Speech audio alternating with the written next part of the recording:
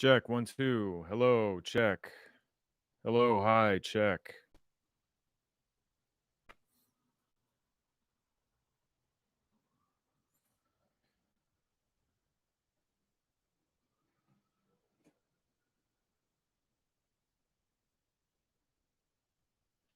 Hello, check, check, 1, 2.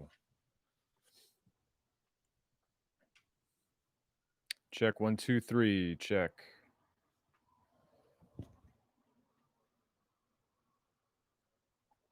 Yeah, sorry about that. I thought I could get fancy and use OBS to incorporate visual aids, because there will be some visual aids.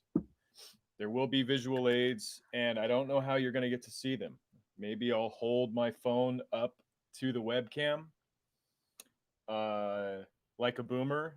Would that be even more boomer than failing completely at OBS?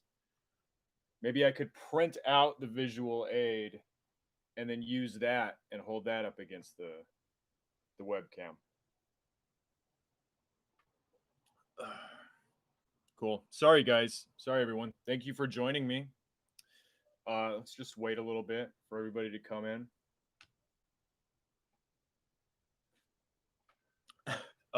Snug Crow, all is forgiven. I don't even really remember what you were talking about. Thank you so much for everybody joining.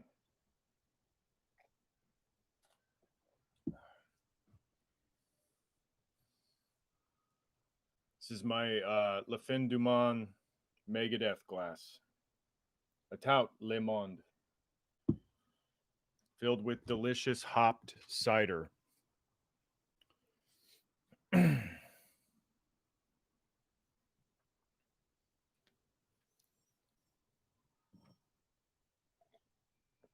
Thank you. Thank you for the compliments on the haircut. I did it myself, and it's pretty hard to cut the back of your hair during quarantine. I mean, just anytime, obviously. And I'll let you in on a secret. I've never paid for a haircut. I haven't paid for a haircut since I was probably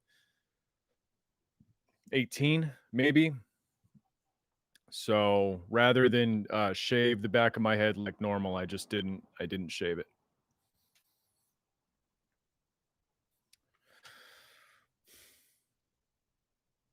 If you missed it, the cider is a hopped cider. I don't remember what the cidery is, but I have a shilling cider growler that I used to fill it up. Haircuts are a scam. I agree with that entirely because I don't think I've ever gotten a haircut that I'm happy with. I'd rather fuck it up myself and be like, I'll fix it a little bit as I go, fix it here one day, fix it a little bit the next day. And then I don't have to be mad at anybody. If I go pay for a haircut, I got to be mad at somebody. I don't want to do that. Yeah, thanks again, everybody, so much for joining. It's a shame about the visual aids. It really is.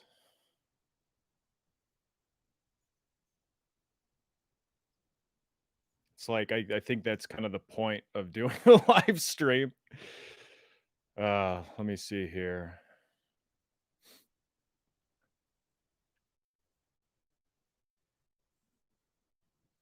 It's just going to be like less fluid, everything. With OBS, I had OBS down to a science. Me and Tony used to record episodes while I recorded on OBS, and I switched through all the comments in real time and everything. We just never actually did the streaming. We would just post it later. So I don't know how to.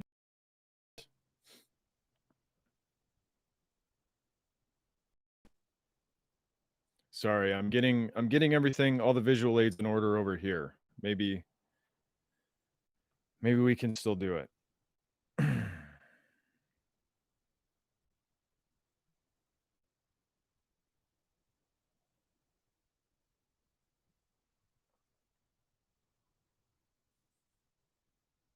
Yeah, I had it working for the test, but I wasn't using OBS. I was just using the browser.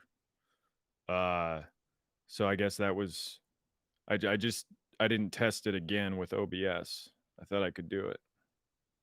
Where's the other fucking picture?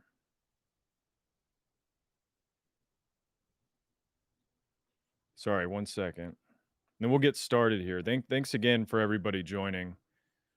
If you hear any noise that sounds like scratching or shaking, that's Geezer. She's right here. So any other technical difficulties are going I'm going to lay them squarely at her feet.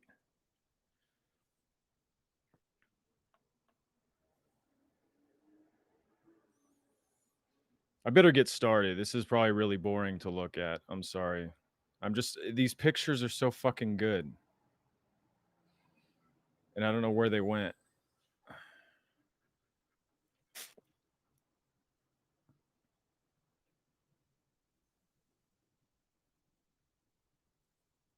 I'm looking for one picture in particular that's pretty good. Because he put pictures throughout his book. This is a man who knows how to post. He knows how to visually engage with the audience. So I want to do him justice. Okay. All right. I think we're ready to get started.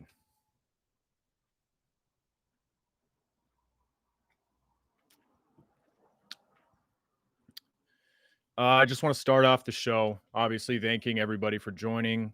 This is exciting. I'm super nervous. I haven't spoken to a live audience since we toured with Street Fight. That was an amazing amount of fun, but it was it was nerve wracking. I think I had to take a shit right before we performed almost every night. It's a little weird talking to people who can't talk back. That's that's gonna take some getting used to. I'm gonna try not to laugh at all of my own jokes out of awkwardness. Um, but thanks again for joining. And I feel like I have to address the right wing violence up top briefly in Kenosha, Wisconsin. I just want to say solidarity to the families of the victims, solidarity to the friends, solidarity to everybody who's on the ground in Wisconsin right now, who's in the street protesting. Solidarity to the athletes who have chosen to strike in lieu of playing their scheduled playoff games. Um, they're rich and they have a certain amount of power, but they're still workers and they can still use their labor in that way. And maybe they can be an example for people who aren't used to that sort of action or activity. And I think the most important thing we can do right now is just band together with everybody who thinks that human life is more important than property. And I think that's a fair amount of us. I think that's a lot of people who might not even consider themselves on the left. Um, People who think that human life is more important than the rule of law. You know, if the rule of law is extinguishing lives, maybe it's not so good. You know, and I think there's a lot of ground that we can cover as leftists in that. Um, with that said, let's get into the show. Uh, he's been called the most Florida man alive. He's been called the Tommy Wiseau of small business owners. Here on Minion Death Cult, we just call him McB. McB is a notorious figure in St. Petersburg, Florida. Hopefully, everybody listening or watching has done their homework by listening to the 2 episodes of Minion Death Cult on him. We covered a lot of ground on those episodes, so I don't really want to revisit it that much. I don't want to belabor the point, but McB made a name for himself in Florida by antagonizing the entire gay community, by being incredibly pro-Trump, incredibly pro a right-wing candidate who was running for office, incredibly anti-Muslim, and posting in his store windows. He was a small he owned like a consignment shop or a clothing shop, and he would post in his windows about the what he called the LGBT mafia. So that's why we covered him first on the show. We love a poster. We love a guy who just can't stop posting. And this guy he posted so hard it like transcended the internet. It went into his real life. He treated his shop windows like his personal Facebook wall, and then wondered why everybody hated him. We got into a lot of like his background in the most recent episode because McB, aka Kevin McBride, has written an autobiography from jail. His autobiography is called Gents, Let's Talk About Feminist. That is how it is on the cover of the book, at least for the ebook. I purchased the ebook from Amazon.com. So that's like double evil. The things I do for you guys. Pur- Purchasing from this man, paying $15 for this book, for an autobiography from this man. That's strike one. From Amazon, strike two. I almost want to do strike three and buy a hard copy of this book if it exists. I don't know. I can't justify spending like a full day's worth of meals on Kevin McBride content. I don't know if I can do that and live with myself. But I did pay for it. I paid for it for the show. It was wonderful. I don't regret it for a second. But there is so much content that I had to do this. I had to do this supplemental material, and I don't want anybody else to have to pay for it. This is like this work is wonderful, and I think it deserves to be heard by people without paying for it, basically. So that's why I'm here tonight. I promised you guys online, I promised the story of how the Tampa Bay Devil Rays betrayed him. I'm not going to have time for that story. It's a good story. Maybe it comes up later. Uh, there's too much. There's too much to talk about. Yeah, it was like 1596.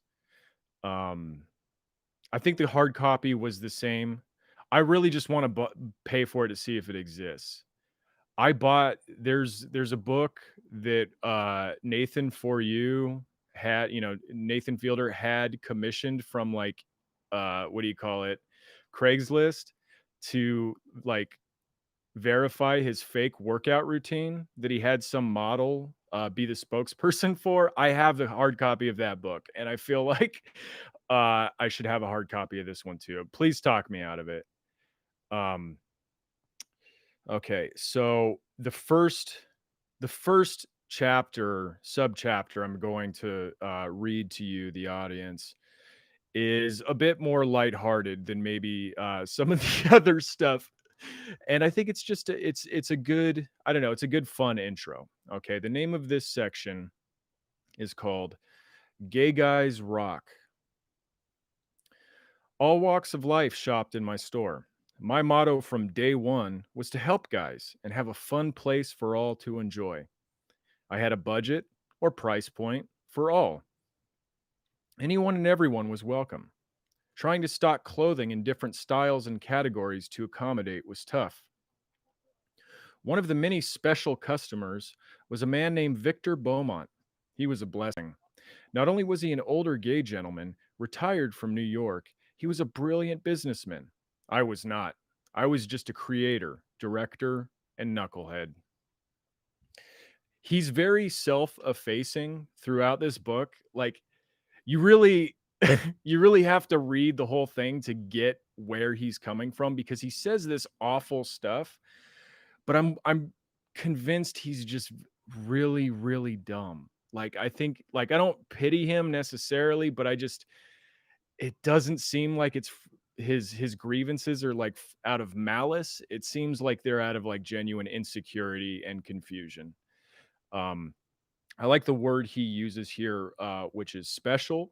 to describe the older gay man, Victor Beaumont, who would come into his. This was a special customer who's a gay guy, and it reminds me of like when I was growing up, and that's how like my parents would refer to my uncle's partner was that, oh, that's his special friend, you know, or like I don't know, there's just something special about him, you know, there's just something whimsical, something magical about Victor Beaumont. Victor was a pro and the mastermind of the business during those years. I was out partying while he ran it. It's cool. I'm sure they entered some sort of partnership where they co-owned the store. So Victor got just as much of the profit as McB, who says himself was out partying while Victor ran the entire program. He helped me with style, design, and layout of the store. He convinced me to get an expensive software program to put our minds at ease. It did. And I think it's funny that he cites Victor as like his style guru because I mean, in that first episode we did, we talked about the style. It's like it's awful. It's plaid blazers over like, you know, light pink slacks, like vests, button-up vests. It's very like almost Andre 3000, but like way I don't know, you know, it's bad. It's fedora fashion, you know. Things were cranking these years. While the gay and lesbian market were already shopping with me, Victor helped gain and retain more of the gay market. We were really doing well thanks to him. This is another great reason to listen and to respect your elders. He had so much life experience and wisdom to share. Therefore, we need to squash the anti fascism movement. I don't know what that means. I don't I don't know what the anti-fascism movement has to do with his older gay store manager, Victor. I think probably Antifa's okay with Victor. Uh, I eventually lost Victor in 2015 when he moved down to Fort Lauderdale. Here is the first of the visual aids I wanted to show you. Let's see if we can do this. Let's see if we can do this. Okay. I'm going to read this here. This is how it appears in the ebook. Okay. Here's the kicker that I never had bias or was a homophobe. In 2009, I tried a month-to-month roommate situation with an adult, a professional gay man. It turned into 6 years and an incredible surprise friendship. I wasn't expecting it. He was the best. I lost him as a friend also because of the false defamation. Miss you, Steve. So, going back to the text here, when he talks about why we need to squash the anti fascism movement, it's not to necessarily protect people like Victor, it's just to protect them from like unfriending McB. Because when the anti fascist movement comes around, McB gets a little homophobic. McB, you know, does a lot in the windows of the store, and it causes, you know, the defamation causes these people to leave. Yeah, he was a professional gay man. He showed up to McB's offering his gay services, and McB took him up. And it's a shame that Antifa is against, you know, I mean, I guess it's probably like a capitalism thing, you know, somebody trying to profit off of being gay or whatever.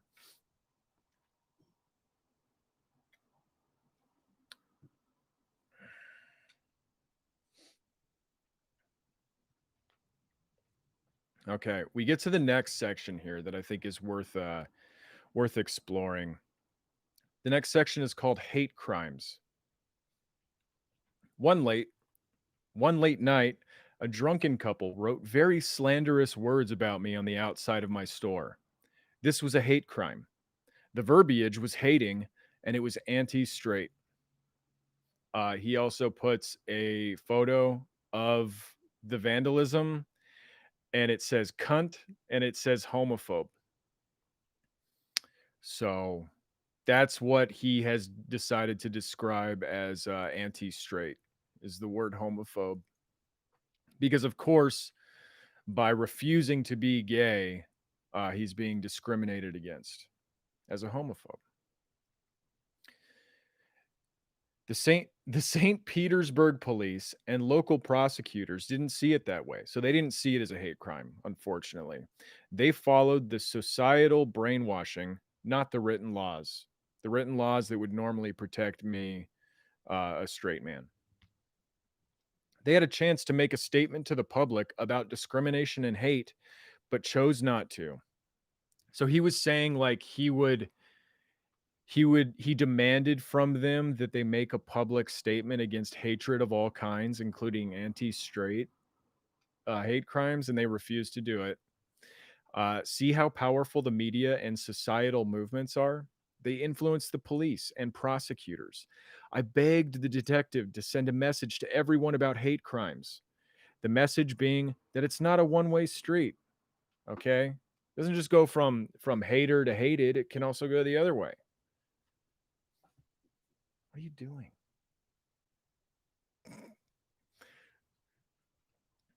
I love the way he writes.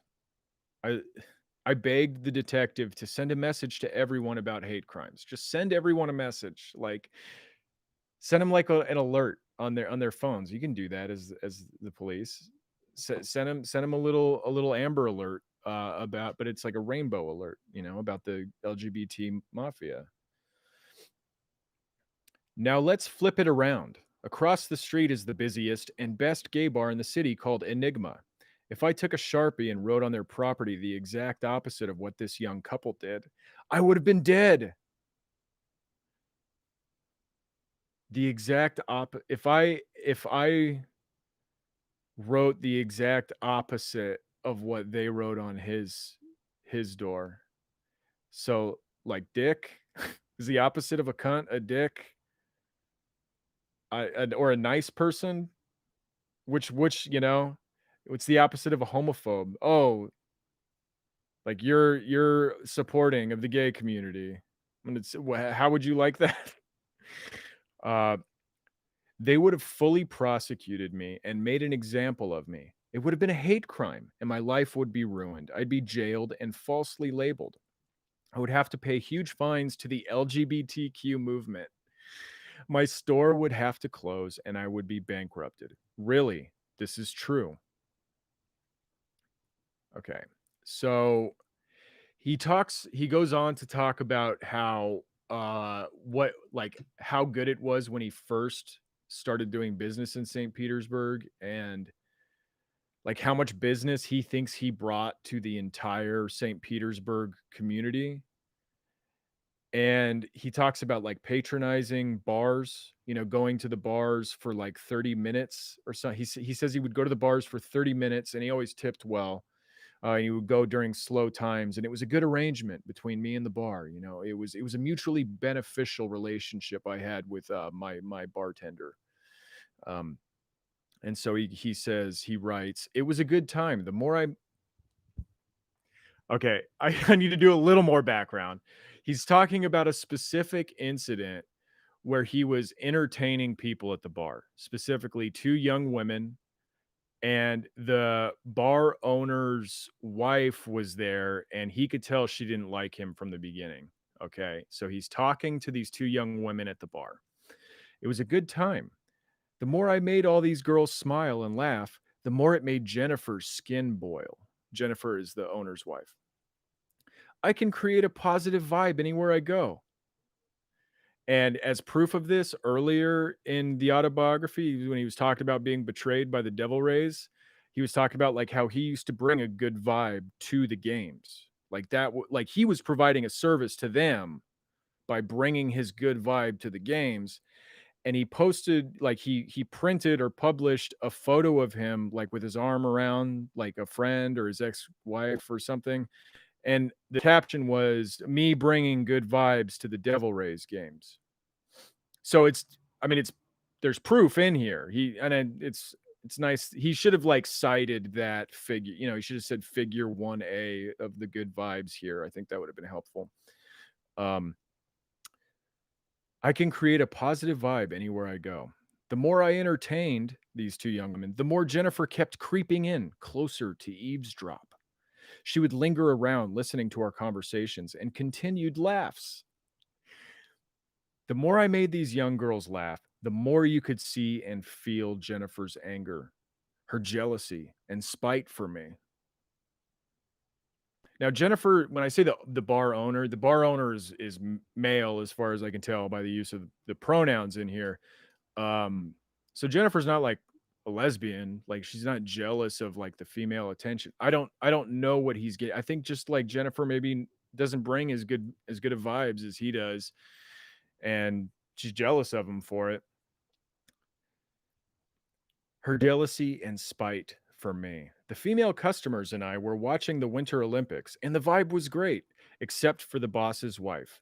It was so good that the two girls were opening up their body language toward me. They were adjusting bar stools and tilting body and heads in my direction.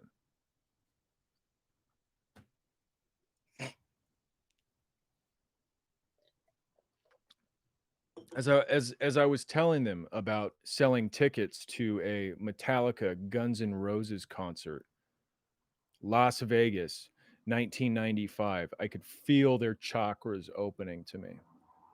I could feel their aura blossoming like a petal while Jennifer sat in the background like an aphid, dying to sink her teeth into this meal of an encounter. I think he was alpha. I think he was being alpha. I think he was expressing what's the phrase? Who remembers the phrase? Alpha dominance, whatever it was. Yeah. Uh, then Jennifer snapped. She stepped in front of the bartender that was about to serve the girls. As she was taking drink orders from the girls, she started telling the girls who I am online, bashing me and telling them that I'm an anti-LGBTQ and a homophobe. She basically recited all my best teachings on Facebook in an effort to get the girls to not speak to me. All my best teachings were being used against me, and I was like, "Ha, good luck." Good luck. Yeah, go ahead. Tell her about how I think that women shouldn't criticize men because they're too emotional and they'll just make men fuck up further by screeching in their ear. Tell them. Good luck. She wanted her customers to hate me the way she hated me. She hated my online persona. Parentheses Wyatt Earp of the modern tech era. LOL. And I think he's calling himself Wyatt Earp. I don't think she made that analogy. I think he thinks he's like, giving out tough love on Facebook like those memes do, you know. While she was trying to convince these girls that I'm bad, I simply pulled out my phone and took pictures and video of her absolutely unwarranted attack on one of their best customers. She instigated a big incident and called the cops. So she's like calling this guy names and like calling him a homophobe or whatever, and he's just like filming her or like taking pictures of her.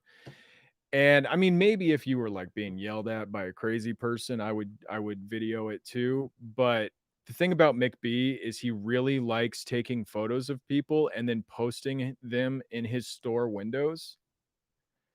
And so we have here another visual aid from the ebook. This is published, okay? Here it is.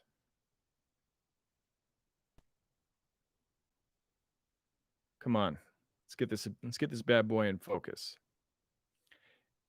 I'm assuming Jennifer leaning on the bar and being sassy with him, stretched to like an unholy degree. Like, I want to be clear, this is the way it is in the in the ebook.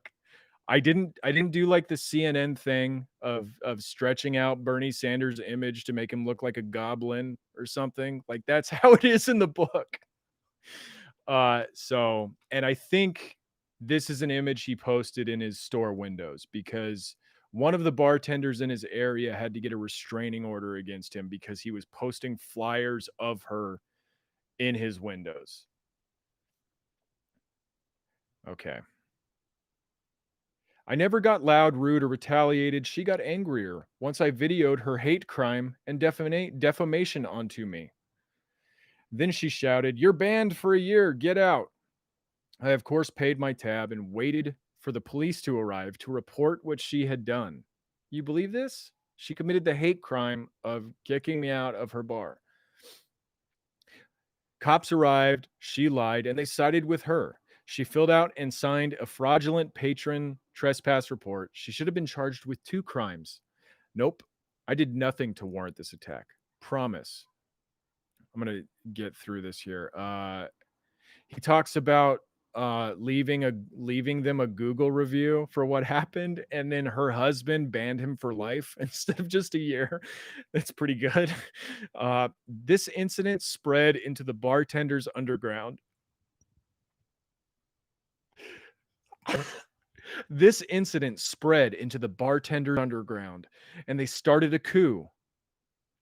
Most of them I knew and got along with well. They know I'm a solid customer. This all happened because of Jennifer's personal bias. Again, zero complaints about me as a person or my human to human contact. It's my personal opinions online they hate about me. They seek out my pages, then destroy. I'm a straight, white male with conservative values. Throw in the fact that I believe in God and openly support Trump, my pages, my opinions. Do you think I had a future in St. Pete? LOL. Nope. Much worse. This is the funniest part. He says he gets mail threats, and he posted a picture of a photo. When I say posted, I mean he published a photo of the letter, but you can't read it. It's like too small. You can just make out that it's actually like really well formatted in paragraphs, typed out printer paper, except for at the very bottom they included an image of the troll face. So, like, I don't know what the fuck is going on. But all you could tell was it said, like, one of the paragraphs had a header that said "facts," and that's all I could read, and in the very bottom where it was, like, signed the community, it had a picture of the troll face on it. And he says, "It could have been anyone. It could have been this girl named Christy. She was one of the younger militant types of feminist, a purple-haired, overweight bartender who started attacking me. Also, it could have been the leading feminist at the St. Petersburg parking enforcement." Are you sure it wasn't like the second commandant feminist over at Waste Management? I love this so much. This is like I love that he's able to write at least this well, so I can understand everything.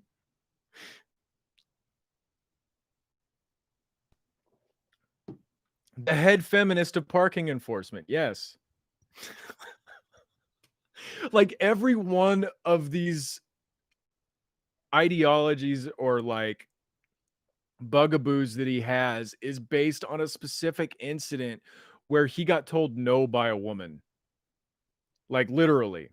Like when I said he was in jail earlier, like he made it out to be like he got arrested by the LGBT mafia or whatever. It came out later that he assaulted a female police officer at a Pink concert. Now there's a parking attendant story. There's a there that I haven't heard. I want to hear that one. The story about the devil rays. It's the same shit. It's so good. I love it so much. These threats were intimidation warnings, and at the very least, a very serious criminal hate crime. So, like, they were obviously death threats, but at the very least, they were a hate crime, right? Nope. Nope. Chapter. Okay, so this is the final segment, the final section, but it's like it's beefy. It's real beefy. Uh, Anybody need a geezer break?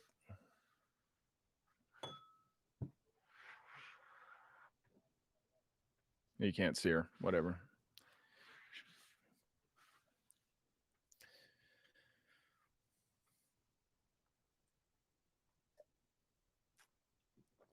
Yeah. A lot of politics does boil down to just grievances with like various social services.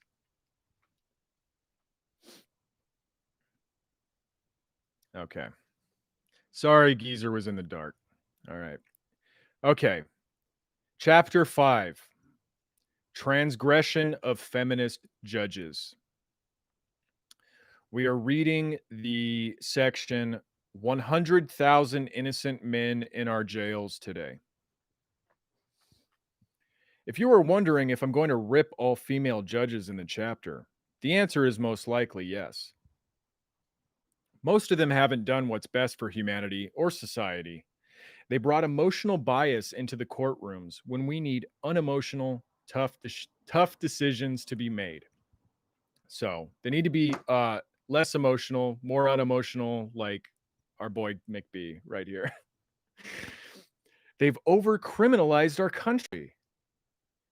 Judges are too harsh on our citizens. They're the last line of defense for the innocent. Judges are supposed to be above the fray and make smart, common sense decisions. I'm going to talk about this in just a second, but it keeps going. Jailing the innocent? How many? Releasing criminals? How many? While I've got to admit I've never done a study or thesis on this topic of wrongful convictions, it would be nice to find out the exact numbers.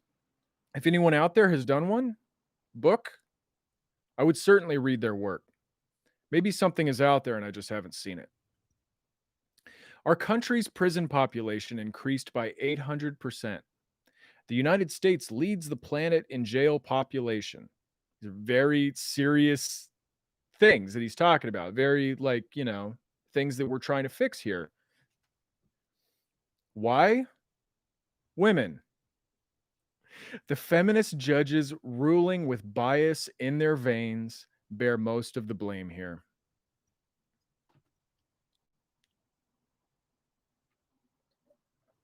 McB is a prison abolitionist for anybody who has been convicted by a female judge. That is his politics. That is his amazing, hyper specific politics that I've never seen this before. I've never encountered this before. Can everybody see the video? Melissa says my contrast is fucking up. Can everybody see it okay now?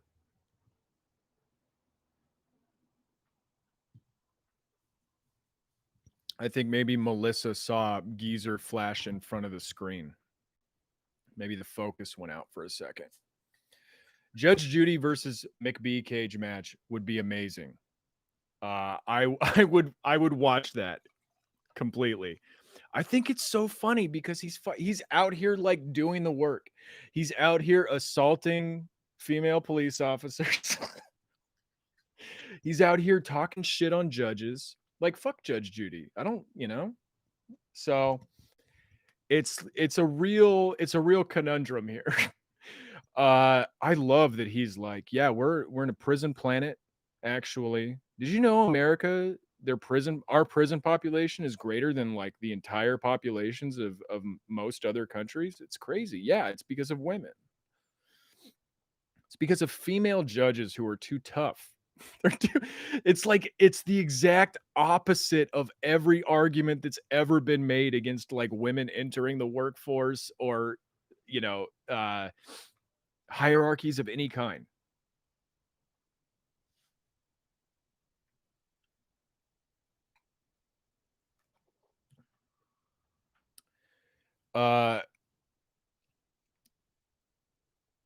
The feminist judges ruling with bias in their veins bear most of the blame here.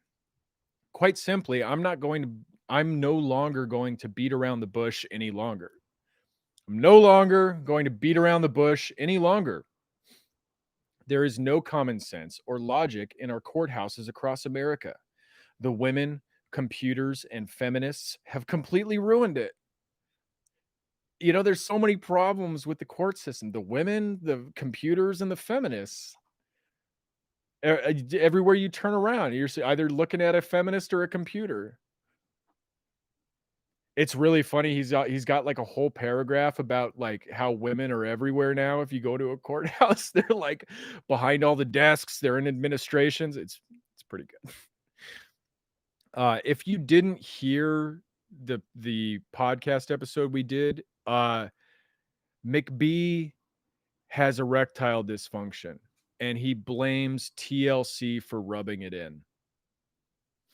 He blames sexy R&B songs for like making men so insecure that they have erectile dysfunction. And I think that might be, I don't know, informing his opinion about female laden courthouses. Geezer's eating some plastic, so I'll be right back.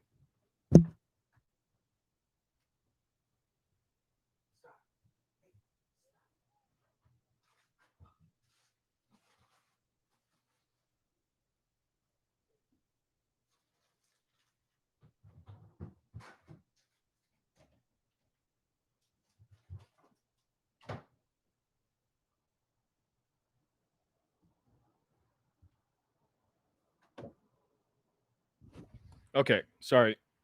She's probably gonna eat more plastic, but I'll just let her for you guys. Hey, don't encourage Geezer to eat the plastic. Geezer eats like she bit through a can of Tony's food. Like it was sealed. She bit through it and ate some of it. When I got home from vacation, I had a cat sitter who was watching him for a week when I was on tour. She had broken into the cupboard, which has child locks on it, and she had eaten like 4 packages of Top Ramen. She's a little monster. I'm not exaggerating. Okay, so now we're still on judges. We're still on the transgression of feminist judges. But this section is called standards for judges. Okay, like most savants, like most self-taught individuals, like most artists, they've figured some things out for themselves. They have their own way of, I don't know, analyzing the world, implementing their own, standards. But essentially, like he says here, these are his standards for judges. There should be a requirement for judgeship and rock solid evidence before their acceptance. Good start. I agree. I agree with that 100%. There should be a requirement in order to be a judge. In order to be a judge, there should be a requirement of some kind. It should be rock solid that they've met this requirement, if you ask me. Politics shouldn't be involved at all. No voting. It should be a long process. These should be standards for judges. All judges, men and women. Number 1, life experience. We need judges who understand how the world works. We need judges with life degrees, not law degrees. Hold for applause.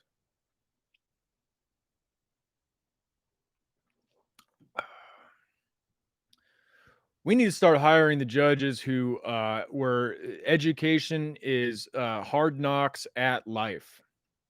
That's what we need. We need on the bench. People who have associate's degree at the streets. Just like people on Facebook.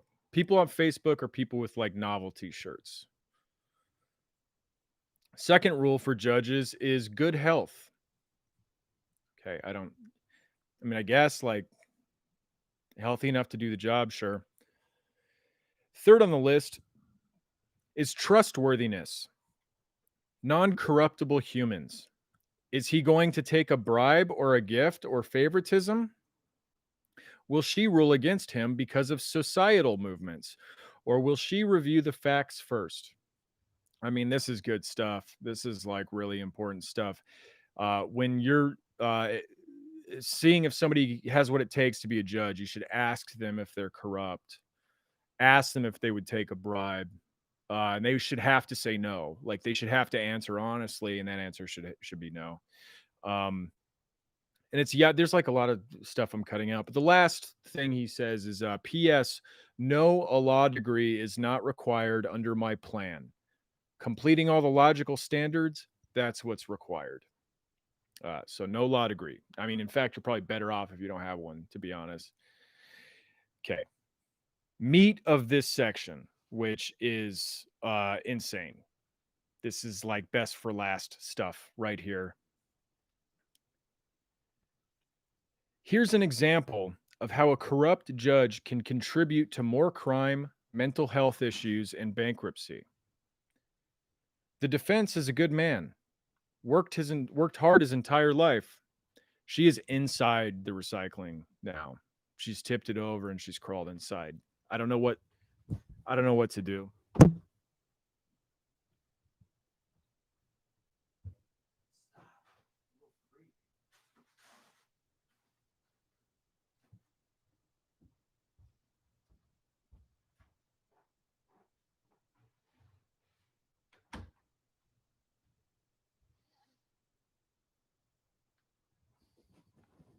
Okay. Okay.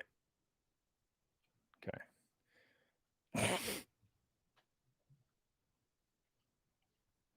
All right. The defense is a good man. So this is an example of how a corrupt judge can contribute to more crime, mental health issues, and bankruptcy. The defense is a good man, worked hard his entire life, and has done no harm unto others. In the eyes of God, he's an A minus. Okay, we all have room for improvement, I guess. God's like, hey, amazing, but a little room for improvement. The lawsuit is a fabricated defamation and extortion campaign. The man has millions and now somebody wants it. The plaintiff smears him in court, bringing out personal character issues. You see, the male defendant had a 6-month affair 10 years ago. It has nothing to do with the case, but the judge allowed it. Now we are deflecting the facts and truth onto something totally irrelevant. This affects the minds of everyone in the courtroom. The plaintiff now has full court advantage. The defendant's company did not sell a faulty product at all, but the court now hates him as a person. The plaintiff is awarded $5 million. A total shakedown.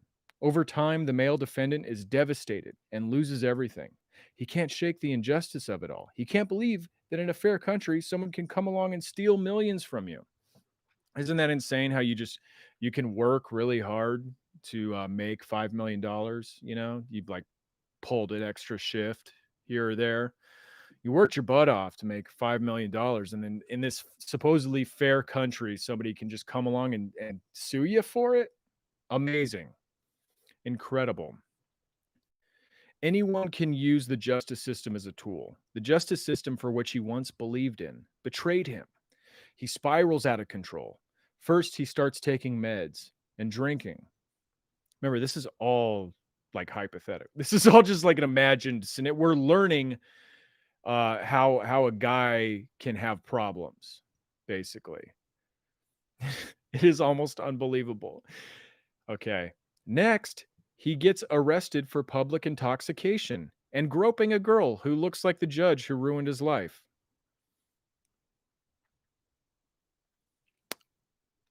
I feel like that one's going to need a bit of more of an explanation. If he groped a girl who looked like the judge who ruined his life. If the judge like hadn't looked like a girl, then he would have groped. I don't know. Yeah, it is very specific, huh? Ugh.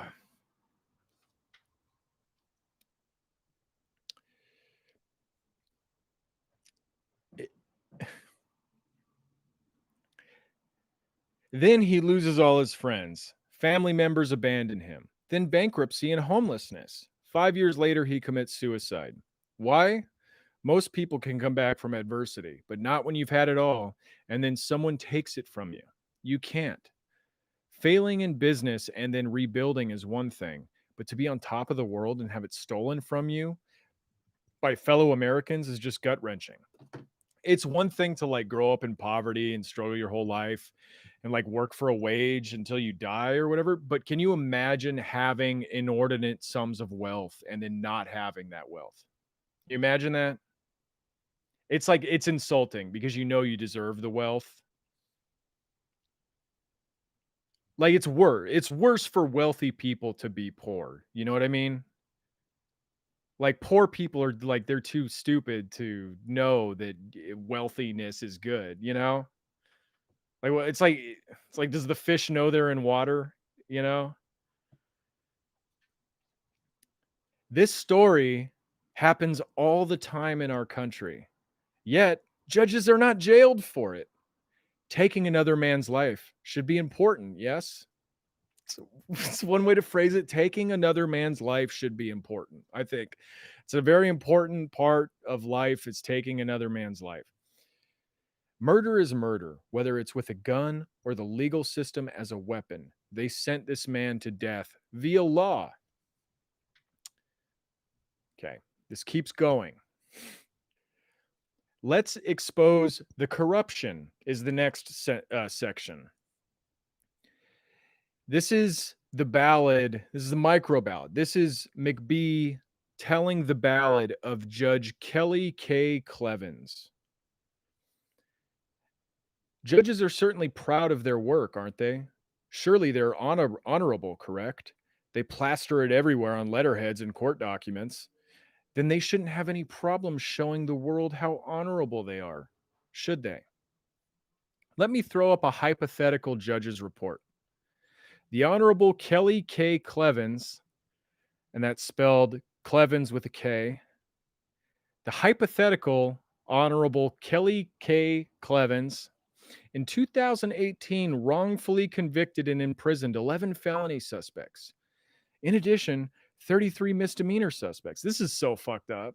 This is like really fucked up of Judge Kelly K. Clevens to have hypothetically done. He's like really building a case against her. For those, four of those committed suicide in jail because of the injustice, or what I like to call international crimes against humanity. I like this is like peak like dumb guy speak like well they're crimes against humanity but they're like even worse than that. They're like international crimes against even though they all happened on like domestic soil, but they're like up there, you know, it's like crimes against humanity is here, but when you add that big word on top of it, it like make, you know, international crimes against humanity. Another one was suicide by cop. This is like another of Kelly's victims here, hypothetically. While he waited for months on a pretrial felony, he knew his life was over. The Honorable ordered over 300 alleged suspects into forced mental examinations. These exams take away time from the defendant's work, family, and life. It labels him mentally ill. The exam also helps in convicting most of those innocent victims. So obviously, like judges suck. Like I'm not defending judges or whatever, but it's just interesting. You know, this is a female judge with the initials KKK who is doing like all the harm against men, right? It's like at least 33% of the harm against men. This goes on for 9 pages. I'm not exaggerating. Like the hypothetical of what these men went through, what these hypothetical men went through at the hypothetical hands of Kelly K. Clevens, it goes on for 9 pages. I jump back in here after 9 pages, back to Judge Clevens' public aftermath report. She had an interesting case back in 2017. Without showing her full 2017 judicial judge report, I will share this story with you. So this is this is this is a story, a hypothetical story within a story. He's accessed the Mind Palace and he's accessed a filing cabinet inside the Mind Palace that contains like another Mind Palace.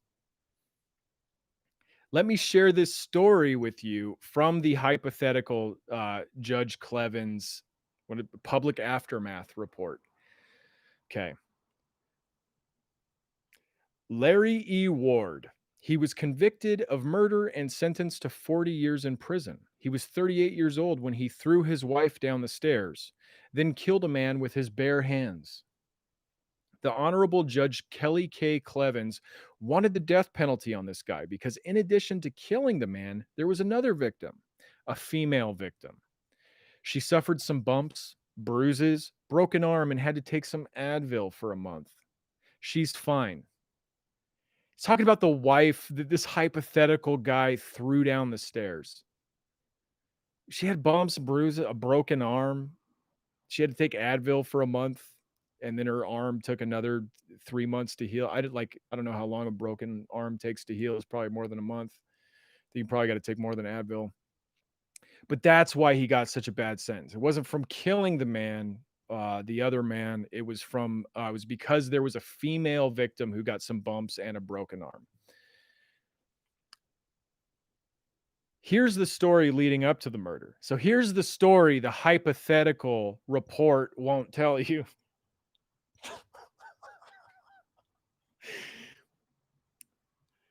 Larry's best friend, Andrew, of 20 years, was always completely jealous of Larry. In year 10 of their friendship, Larry read about a nice business opportunity in the newspaper and showed it to Andrew. He was appreciative at the time for two reasons. One, Andrew never read the newspaper. A bad guy, not business minded at all. And secondly, wasn't doing too well financially at the time. Andrew seized the business venture and thanked Larry for the big tip. Now Andrew is the big breadwinner on the block. Andrew only lives 6 houses down from Larry. Distracted by life stuff and already having a decent job, Larry unfortunately passed on the lucrative business deal. So even in this like hypothetical situation where Larry is our hero and Andrew is the villain who's not financially responsible or literate, he can't read a newspaper to save his life. He's not doing well financially, but he still owns a house and is able to like invest in this hot business tip, start a small business at the drop of a hat or whatever, right? Larry unfortunately passed on the lucrative business deal. At year 12 of the friendship, Larry shows Andrew a picture of the new jet ski he wants to buy once he gets his finances in order. Like, bros, dude, hey, this is like my dream jet ski. I know I've showed you like a lot of jet skis over the past, 12 years we've been friendships. This is the one. I would love this jet ski. The very next weekend, Andrew had 2 of those same jet skis parked in his driveway. Fucking asshole. Bought your jet skis. Those were supposed to be yours.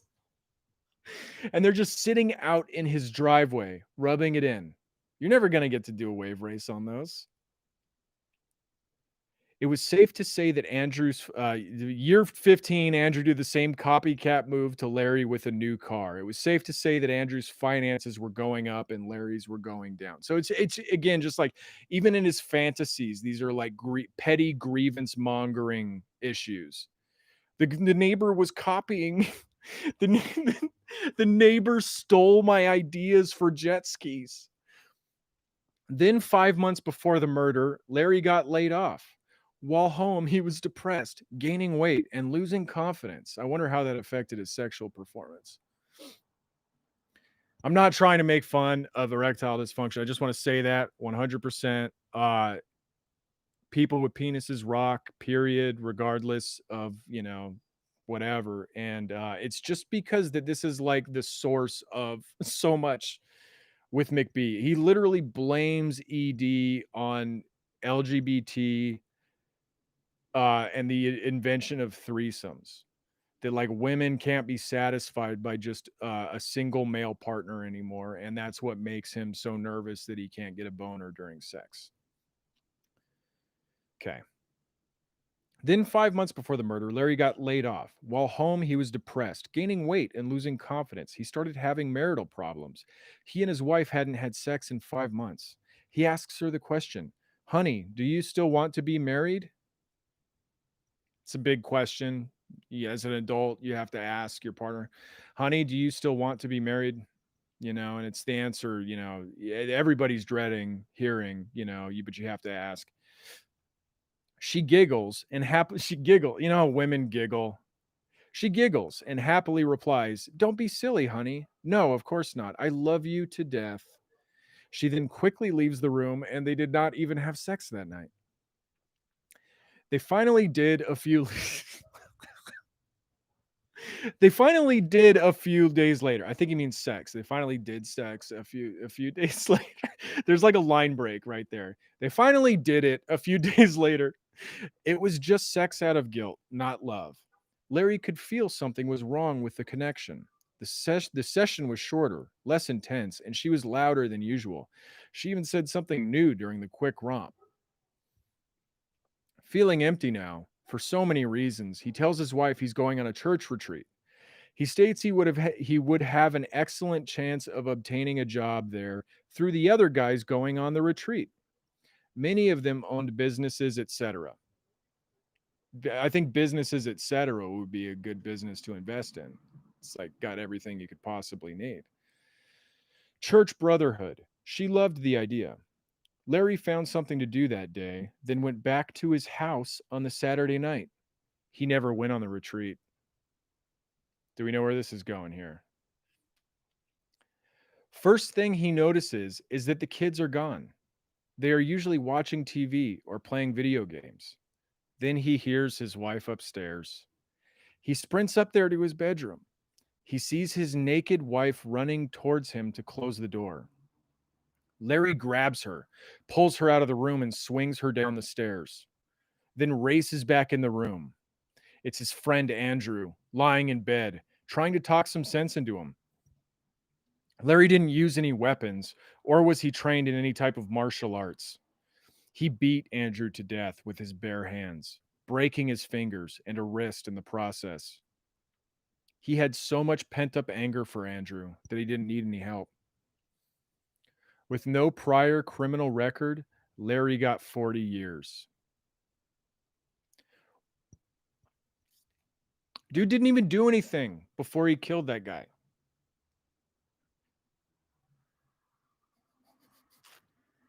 It's possible they were having a threesome with the jet ski. He didn't include that part, but I think the signs might point to yes. It's just like casually mentioned that he whips his wife down the stairs, and then he beats a guy to death uh, with his bare hands. No training needed. Self-taught. All right. Um, and then he got 40 years. No, let me clear something up. He broke his own fingers and wrist because he was hitting Andrew so hard. Because like it's kind of badass when you like like showing your bloody knuckles to somebody. He was like showing his broken wrist and fingers. Hey, you should see the other guy. Oh wait, you can't because he's not a guy anymore. Um. Okay. Last paragraph here. While this story was creative writing, I know in my gut it's happened thousands of times in the past. There's just something inside me that has this story on repeat, playing constantly in my mind. I know there's something to it. Different I believe this story to be true. I love just writing a story and then being like, I believe that this is true. Like I wrote it, but I also believe it.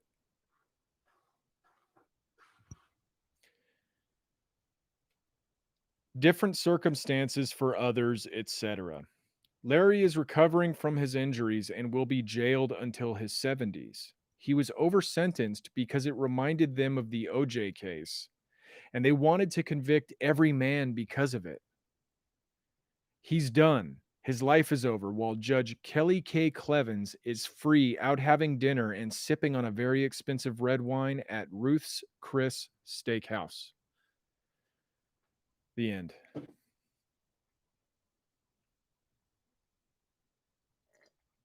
Like it's fucked up for her to ruin Larry's life, but then to go out, like have a steak, afterward. Expensive red wine. He probably did send a letter to Marcia Clark.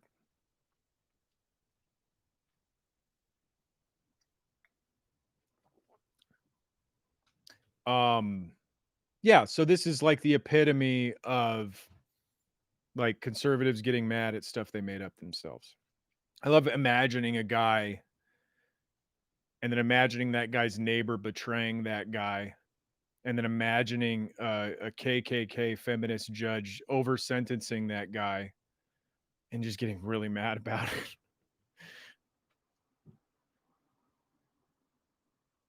Another thing, if you're confused at all by the OJ reference, we talked about that in the episode this week. He thinks Marcia Clark, who was prosecuting OJ, took such a hit from losing the OJ case that she was forced to be harder on men later in the future, like for all time in perpetuity. Like women saw her loss and internalized it and became anti men. And it's so funny to see this logic like used against women, because it's something that like racists use all the time against black people. Like they're spite, they some cultural event or whatever happened and they took it out on white people, right? I rarely hear this about women. I don't know why. I'd have to think about it longer, but the idea that Marsha, because he says explicitly, it's good that Marsha Clark lost, because if she had won and OJ had lost, then black people would have killed a bunch of white people everywhere. But because she lost, women are now killing men in retribution the only way they know how, which is in the legal system, or by like, arresting you or whatever, which I guess is still a legal system, like getting you banning you from their husband's bar, essentially.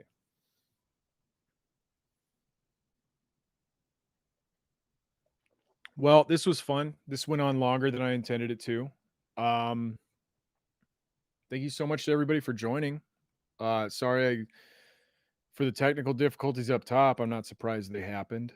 Um, I love all you folks very much. This was a lot of fun. Um, I don't know. Thanks for supporting the show. Thanks for coming in here. Thanks for the kind words. Um, I don't know. Hope everybody has a good rest of their week and a good night. Bye. I'll try to do more. I liked this. It's like a topic has to strike me where I'm like, okay, this is worth like the extra day of work in the week to do this. But I really did like this. So thanks for everybody for I don't know, confirming the test case that people enjoy this. Love you guys. Good night.